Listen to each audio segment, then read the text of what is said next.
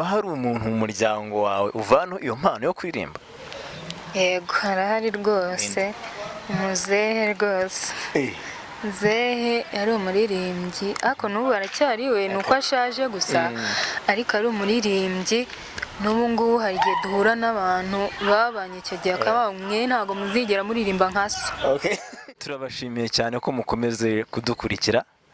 Aha ni muri Joe Gospel Talent Show. Nk'uko twakomeje kubabwira yuko turi muri gahunda yo kuzamura impano z'abana b'Abanyarwanda bagamije guhimbaza Imana, bagamije kuririmbira Imana, gucurangira Imana, kugira ngo twamaze ishimwe ryaduhamagaye. Kuririmba ni byiza kandi no gucuranga ni byiza, cyane cyane noneho iyo ukora ugamije no kwamaza ubutumwa bwiza. Muri kumwe nanjye Shaddai nk'uko musanzwe munzi cyane. Ubu rero turi kumwe n'umwe mu bitabiriye Joe Gospel Talent Show. Ni umukobwa mwiza nk'uko mumubona, sinzi na cameraman yamwereka neza, kandi yambaye neza, yashokoje neza. Turi kumwe nande muri Joe Gospel Talent Show. Murakoze cyane, muri kumwe n'umuganwa Gentil. Umuganwa Gentil. Bisa nkaho uri Gentil koko. Sinzi, birashoboka. Okay.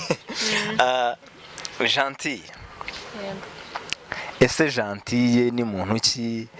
Wavutse ryari niba atari ibanga? Uvukira hagana he? Yes. Murakoze. Gentil ni umukobwa ukunda Imana, woroheje, woroheje, ucishije make.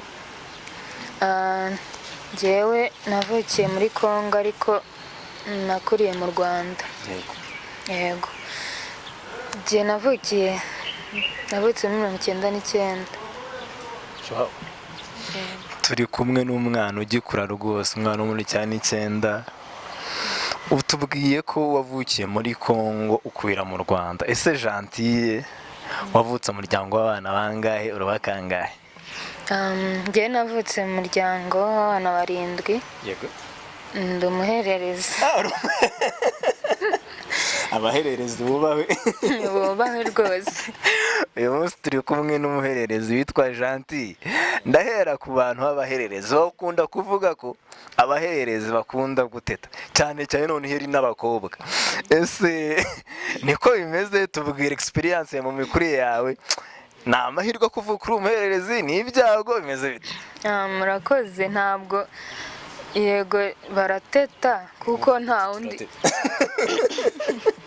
turateta kubera ko nta wundi muntu ugukurikiye wenda ngo uvuge ngo hari umwana uri inyuma yawe. Byose ntibari ibyawe, ibyo ushaka byose, ariko gera igihe nyine ukabirenga. Igihe cyo gukura ukabirenga, ukaba utagiteta nyine.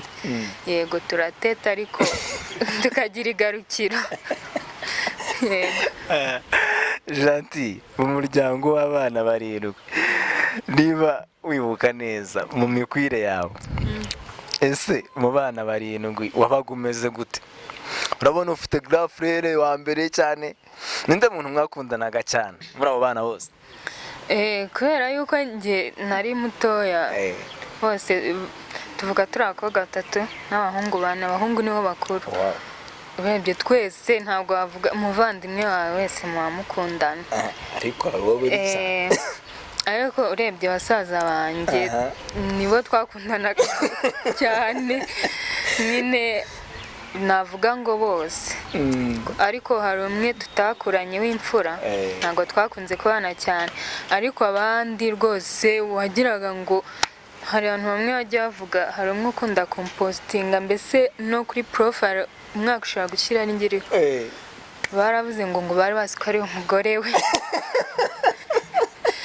Kubera ukuntu babona dukundana cyane, akaba se rero ni bose ariko cyane uwa kabiri wanje niwe kuri profile ninjye gusa, ni mbese ibintu nk'ibyo. Ubwo ntabwo uzamuteranya n'umukunzi we? Oya, nawe n'umugore warabizi. N'umugore warabizi cyane. Yes. Kandi biba bigaragara. Reka noneho tugiye mu gukura kwawe. Ese wakuriye umuryango ukijijwe, mwaje gukizwa nyuma cyangwa? Navukiye mu muryango ukijijwe. aho ikintu ngenda ukijijwe no mu mikurire yanjye ni mu rusengero gusa, ni Imana gusa. Ntabwo nigeze mvuga ngo wenda nakuriye ngo mu burara ngo nze gukizwa nyuma ya, nakuriye mu nzu y'Imana kabisa kuva nkiri mutoya. Nk'umwana mutoya ufite bakuru be, ufite n'ababyeyi kandi mwese mukijijwe, ni gute bajyaga babigisha ijambo ry'Imana ku buryo byanagufashije no mu gukura kwawe ugakomeza kugendera muri iyo mirongo baguhawe ukiri mutoya? Ubundi twakunze gukurira mu itorero, tuba muri za Sunday school z'abana, cyane ko njye nakuriye no muri korali ndirimba. Rero muri iyo korali tukagenda twumviramo ibintu byinshi, ariko no mu rugo tukagenda twumva ubuhamya bw'ababyeyi bacu n'ibyo batubwira byose byerekeye kugira indangagaciro za Kristo. Tugenda nyine dukurira muri uwo murongo nyine gutyo nyine.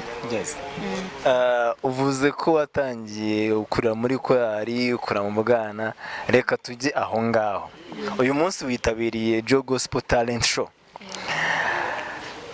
Mbere y'uko tukubaza uko wamenya amakuru, ese impano yo kuririmba watangiye kuyimenya ko uyifite ufite imyaka ingahe?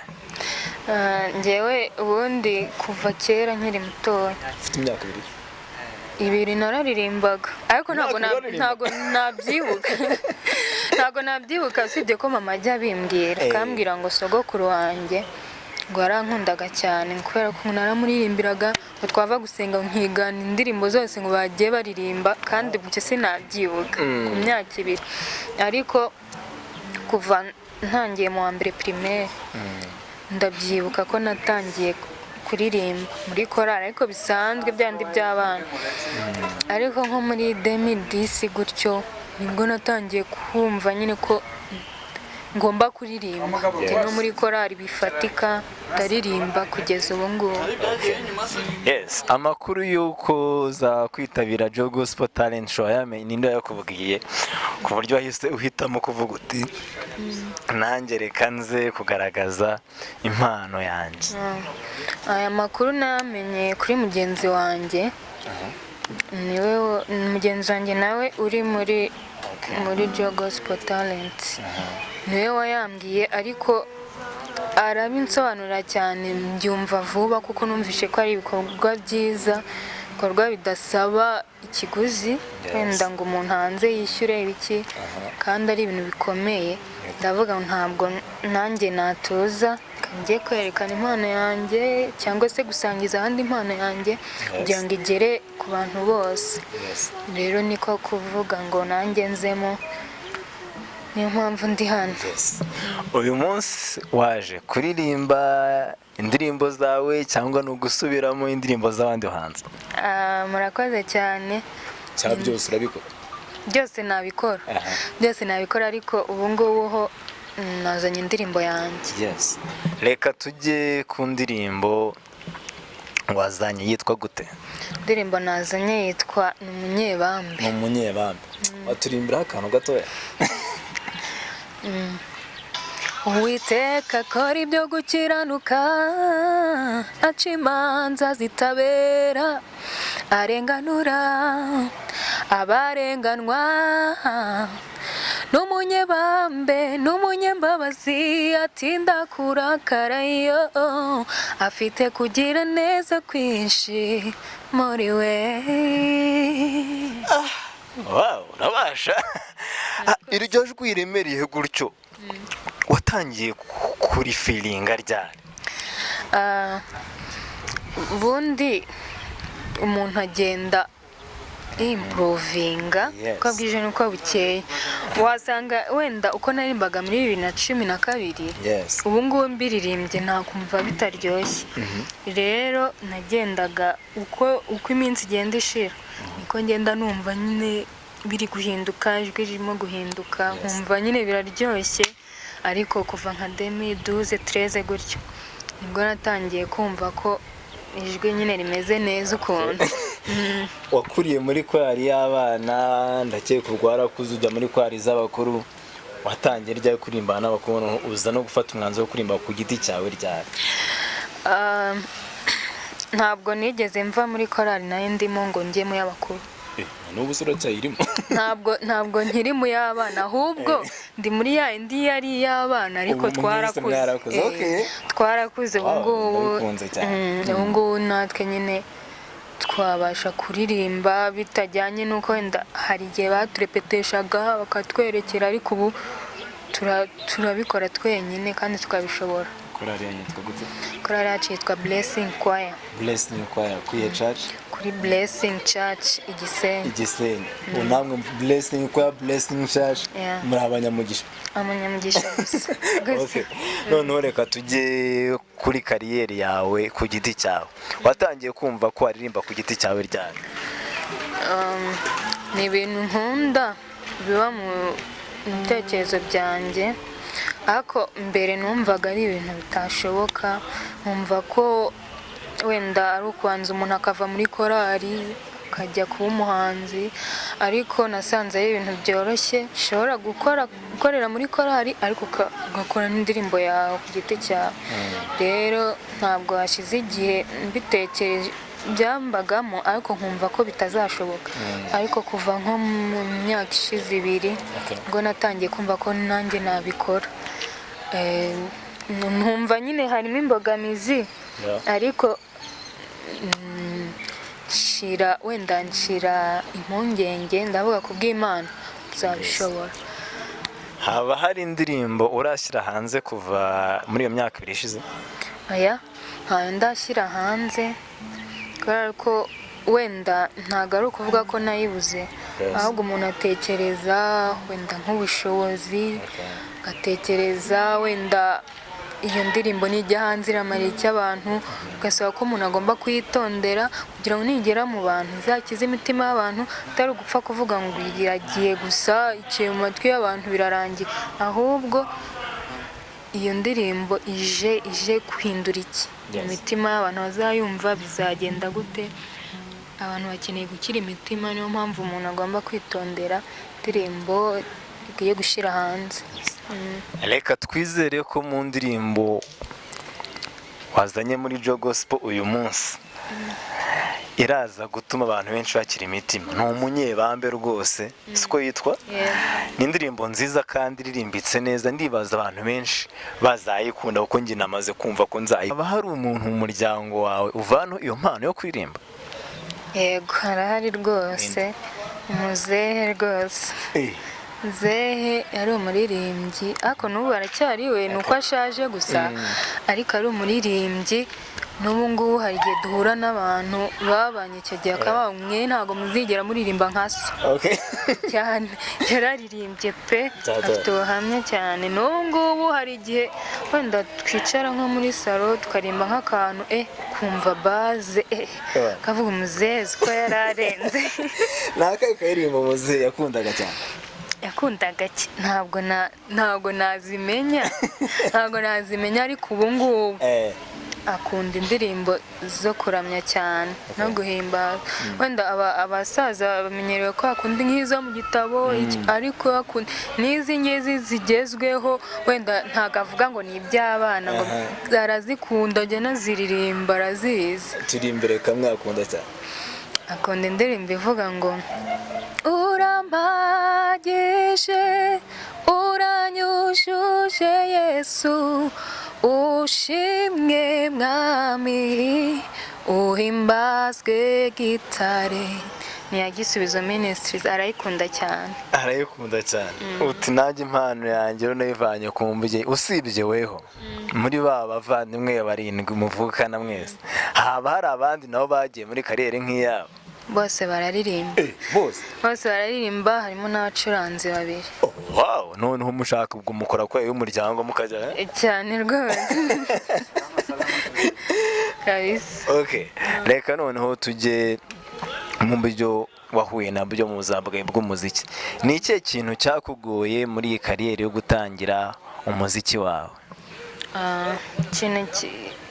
Erega ibintu byose bigerwaho, ibyiza byose bigerwaho biruhije cyangwa se bigoye kuko ari byiza. Rero muri iyi kariyeri habamo wenda imbogamizi zigiye zitandukanye, hari ukuntu uba ushaka wenda kugaragariza ibihangano byawe abantu, kuko ni byiza, ntabwo ari ukwimenyekanisha wenda, kuko Imana niyo imenyekanisha umuntu, ariko byibura nawe ugira uruhare kugira ngo ibikurimo bigirire akamaro n'abandi. Ariko wenda nk'ahantu tuba turi ugasanga ntabwo ikoranabuhanga niryo rigeze, social medias nizo zituma ikintu cyose ushaka kugeza ku bantu niho gica. Rero ugasanga ni imbogamizi tugira muri ubwo buryo, wenda nko gushyira indirimbo hanze, ugasanga ndi umunyeshuri, usanga wenda nk'ayo mafaranga ntabwo nayabona, bigatuma indirimbo wenda nkakomeza ngakora indirimbo nkazigumisha aho ngaho zitajya hanze. Iyo ni imbogamizi tugira kugira ngo wenda impano ziturimo zigaragarira abantu.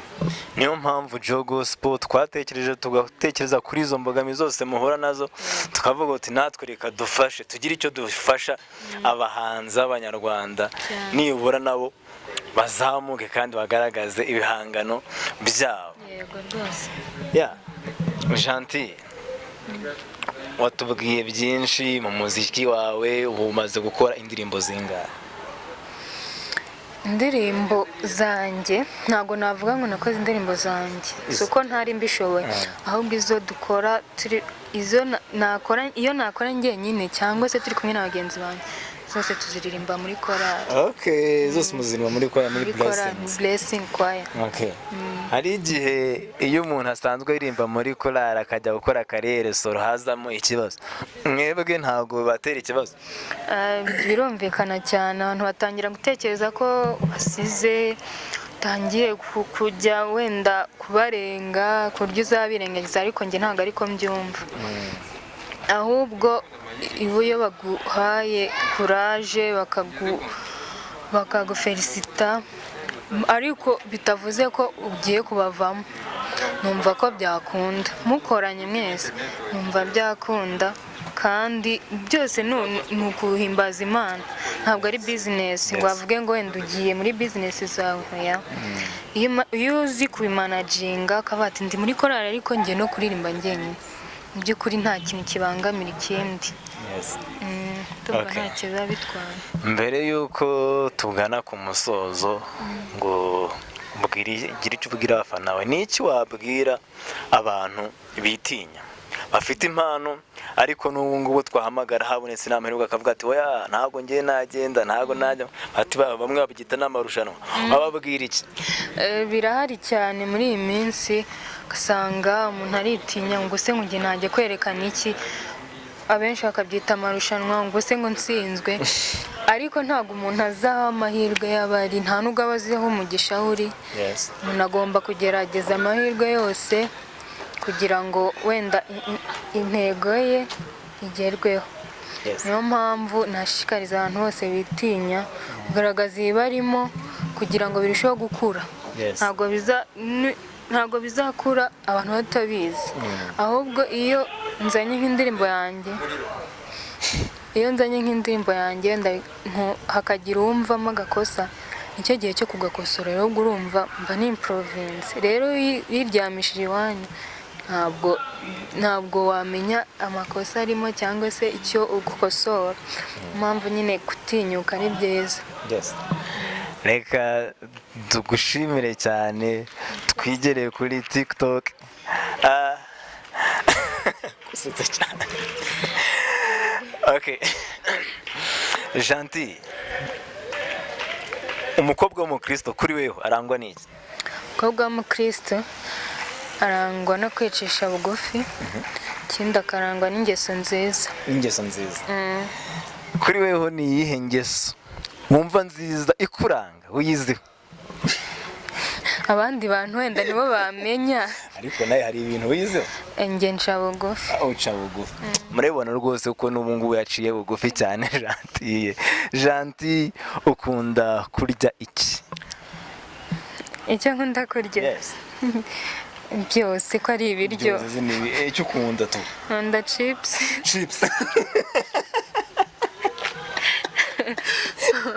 Yes. Dore nura musore uri kudukamera akunda chips buriya. Urabona akageze ngo hejuru. Okay. Kunywa byo ukunda kunywa iki? kunywa nkunda ji. Ese umugabo wumva wifuza yaba arangwa n'iki? Cyambere nuko ari umukristo atinya Imana.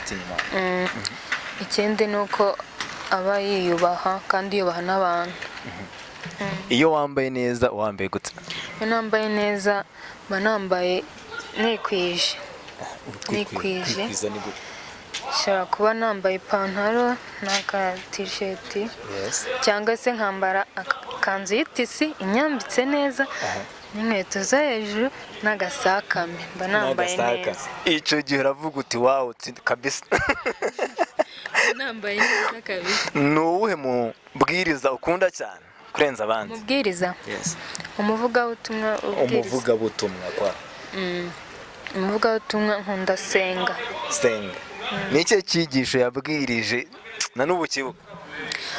Yabwirije hejuru y'agaciro k'imbabazi z'Imana. Agaciro k'imbabazi z'Imana, uburyo Imana itugirira imbabazi. Yasobanuyemo byinshi nabivuga ariko nta mwanya. Ninde muhanzi ufatira icyitegererezo? Umuhanzi hano mu Rwanda?